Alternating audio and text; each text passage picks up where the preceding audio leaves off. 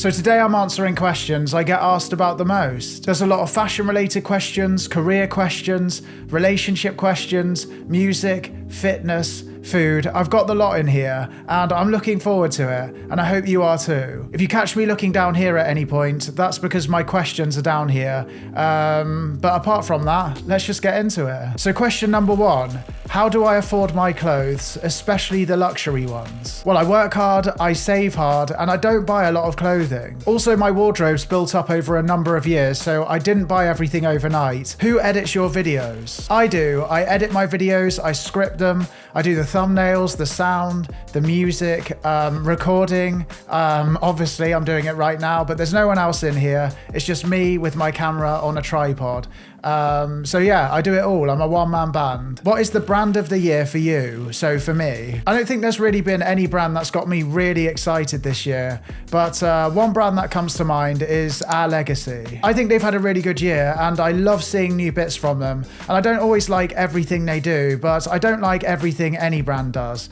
But yeah, I think the price point is really fair for what you're getting, so I probably have to say them. What was your biggest fashion mistake of 2023? Now, funnily enough, I did do a video on this not that long ago about my fashion regrets, but it has to be my Our Legacy Chino 22s. When I got them, I had a gut feeling that I probably wouldn't wear them, but the returns process was such a faff that I just kept them anyway. But I should have listened to my gut. I've hardly worn them, they were expensive, and I should have sent them back. So what's your favourite item of clothing you got this year? Now, I don't want to toot my own horn, but I've picked up some pretty good things this year, but I'd probably have to go for my Veron 1992 Z boots. I must admit, I didn't buy them myself, I was gifted them by the brand, but I still chose them, so hopefully that counts. What trend did you think would not last but proved you wrong? I'm never wrong when it comes to trend predictions. I've got a crystal ball that tells me everything I need to know, so nothing. Okay, if I had to pick one, then probably the baggy pants trend. Now, even though it might seem like a relatively new trend, these have been creeping up for years and years now,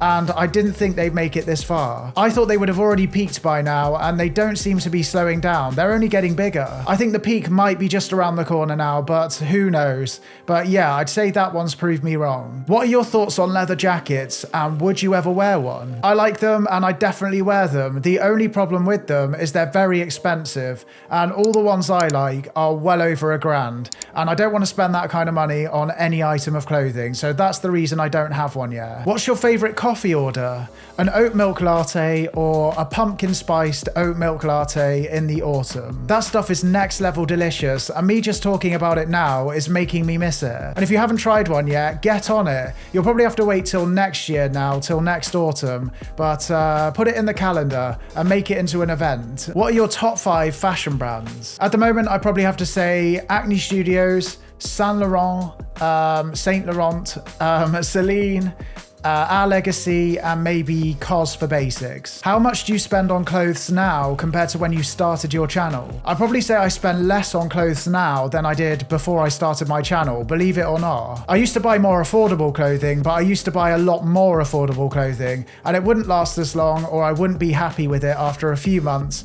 so I'd end up buying more, and the cycle would continue. And these days, I'm so fussy with what I buy that I hardly buy anything. So even though these days when I make a purchase, it can be a pricier purchase, in the long run, I'm actually saving money because I'm buying clothing a lot less frequently. How did you start your fashion creator journey? So it might be a bit of a weird one, but me and a friend that I used to work with, we had a competition on who could post a picture to Instagram and get the most likes on that picture. At the time, I'd never really used Instagram. I think this was back in like 2016, so I had no idea what I was doing. So he taught me how to use hashtags and all that kind of thing. He didn't really know what he was doing either. But yeah, I got hooked on it since then. But at the time, I had no intention of taking it full-time or making it a job. It was purely a hobby, and it stayed this way for, I don't know, 3, 4, even 5 years before I started taking it a little bit more seriously. Did you work in fashion professionally, or is it more of a passion? So I've had loads of jobs over the years, and some of them were fashion related, and some of them had nothing to do with fashion. One of my first ever jobs was working for Office the shoe shop. I had had no prior retail experience. I was just really passionate about fashion and sneakers, and my manager saw that, so she hired me. And since then, I've worked as a marketer for fashion brands, a photo editor for fashion brands, so I've dabbled in it, but I haven't been trained or gone to uni or done anything like that. I've got all of those jobs just because I've shown a keen interest in fashion, basically. How did you get the confidence to sit in front of the camera and start your channel? I'm still not confident in talking to camera today. I still get really nervous every time I sit down to record. People say it gets easier, and I don't know, I still get terrified every single time. I don't want to put people off. This is just me. I've heard a lot of other people, pretty much everyone else, say it gets easier and they have no problem doing it nowadays. But me, I'm still terrified. I think the thing for me was I've always been obsessed with YouTube, and I always wanted a channel. I didn't really care what that channel was. I just always wanted a channel. So I was more uncomfortable not starting a channel than I was by starting it, if that makes sense. How would you describe your style? Now, this is probably going to sound pretentious, but I probably already sounded pretentious by now in this video, but I don't really like to label my style. I think once you start doing that, you can pigeonhole yourself and close yourself off from trying other styles that aren't your own, if that makes sense. What are you doing with your hair? That sounds like a bit of an insult. I don't really know. At the moment, nothing, because my hairdresser's on holiday and he's not back until I think mid-Jan. So I'm stuck with this until then. But I might grow it out. I might keep it around the same length. I might go a tiny bit shorter. I don't know yet. But I am enjoying the longer length, so I'm keeping it longer. What's the most stressful thing about being a creator? I worry that you guys are going to get bored of watching my videos and my channel will collapse overnight. I worry about that a lot. Other hobbies other than fashion. So listening to music, making music, the gym, photography, and going out for walks and exploring. What got you into fashion? I'd probably say my mum. She's always been into fashion and it's rubbed off on me. What was the worst trend of 2023? Any trend that stops you being true to yourself. What is your workout routine? A lot of people ask me about this, and basically I do a 4-day split to keep what I've got. I don't want to add crazy amounts of muscle because then I find my clothes don't fit me properly, and I don't want to lose any more weight. I'm kind of happy where I am. But basically I do Monday chest, shoulders and arms. Tuesday I do back and legs. Then Wednesday I do a bit of ab work or just rest and do nothing.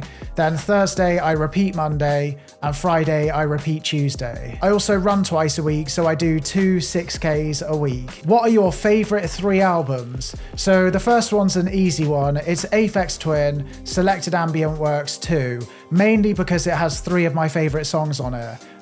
Rhubarb, Cliffs, and on the UK vinyl version, Stone in Focus. Then probably the Disintegration loops by William Basinski. I don't like all of the loops, but there's a few in there that are really important to me. And then for third place, it's going to be a bit of a fight. It's probably going to be between Finesse, Venice. I do like Black Sea at the moment a lot as well, but probably Venice because I listen to that one the most. Or Hueco S, For Everyone Who Has Never, I think the album's called. It's got a long title, but I'm pretty sure it's called that. What is your favourite song? This is a really easy one for me. It's been my favourite track for about 16 or 17 years. I think it's going to be my favourite track in another 16 or 17 years, but it's Aphex Twin Rhubarb. It makes me feel every emotion all at once, and it's a very special track to me. Any tips to motivate yourself to take care of your own body? Now, I'm all about having a routine in my life, and once I make something part of my routine, it's pretty much impossible to not do that thing. Also, as soon as I start seeing positive results from something that I'm doing, I don't want to stop doing that thing. Sometimes I don't want to go and work out and I don't feel like working out, but I beat myself up mentally if I don't. So an hour in the gym, no matter how difficult it is a lot easier than what I put myself through mentally if I don't go to the gym. How do you feel about shopping secondhand? I think it's the best way to shop if you want to find unique, affordable pieces that are good quality. I never have much luck with vintage shopping, but when I come across something I like, I do buy it. Which perfume do you wear the most? At the moment, it's Tom Ford's Tobacco Vanille. I love it. I could bathe in it. It's delicious. Are you single? I'm not. I've been with my wife now for over 7 years and married for over 1. Who was your childhood crush? It's got to be Geri Halliwell. I was obsessed with the Spice Girls and I had posters of her all over my wall. How can I wear the same clothes but look different? Well, that's exactly what I teach on this channel. So so subscribe to the channel if you haven't already. What's it like to stick to a certain kind of style, especially when the trends are changing so often? I suppose it's less tiring trying to keep up, and I feel good about myself sticking to my guns. I know my style isn't groundbreaking or anything that different, but I've always liked doing things differently to everyone else. I've always done it. Did you go to university? I did, and I've got a degree in music technology, which I'm very proud of. What's an expensive item of clothing that you want but wouldn't buy? It's got to be the Dior Navigate boots. I loved them as soon as I saw them. I've loved them for years now, but I'm not spending over $1,000 on a pair of boots that aren't new. What is your favourite food? Fish and chips and pizza. I've got a bit of an obsession with both. If you like this one, please do leave it a like. Don't forget to hit subscribe, and thank you so much for watching, and have a great 2024. See you later.